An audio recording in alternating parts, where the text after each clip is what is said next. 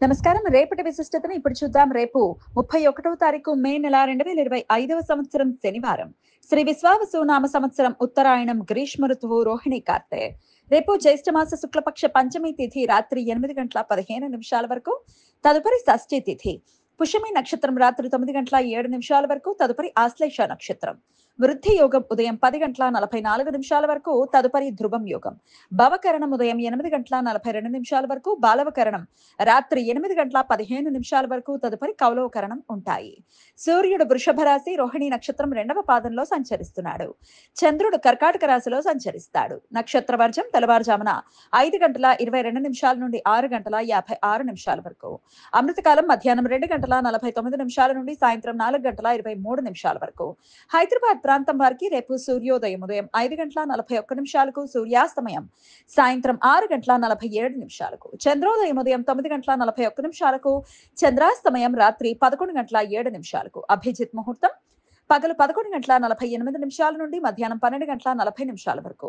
దుర్ముహూర్తం ఉదయం 5:41 నుండి 7:26 వరకు. రాహుకాలం ఉదయం 8:58 నుండి 10:36 వరకు. గుళిక కాలం ఉదయం 5:41 నుండి 7:19 వరకు. యమగండం మధ్యాహ్నం 1:52 నుండి 3:30 వరకు. రేపు ఉపాంగ లలితా వ్రతం. యతిపాత పర్వకాలం యతిపాత మహాపాతకాలం రేపు పగలు 11:57 నుండి సాయంత్రం 5:35 వరకు ఉంటుంది.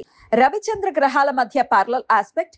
రవిగ్రహ క్రాంతి చంద్రగ్రహ క్రాంతి ఉత్తరం వైపు ఒకే 21:58 చేరుకోవడంతో రేపు మధ్యాహ్నం 2:46 ఇది ఏర్పడుతుంది. మహాపాత కాలాల్లో ఉపాసనా మంత్రాలు జపించడానికి, అనుష్ఠానాలు చేయటానికి, ధ్యానం చేయటానికి, నూతన మంత్రోపదేశం తీసుకోవటానికి అత్యంత అనుకూలం. ఈ సమయంలో చేసే అనుష్ఠానాలు, ఉపాసనా మంత్ర జపాలు లక్షల సూర్యగ్రహణాల సమయంలో ఆచరించినంత ఫలితాన్ని ఇస్తాయి. ఈ సమయం శుభకార్యాలకు అనుకూలం కాదు. మాస శూన్య నక్షత్రం ఈ రోజు రాత్రి 9:29 నుండి రేపు రాత్రి 9:07 వరకు ఉంటుంది.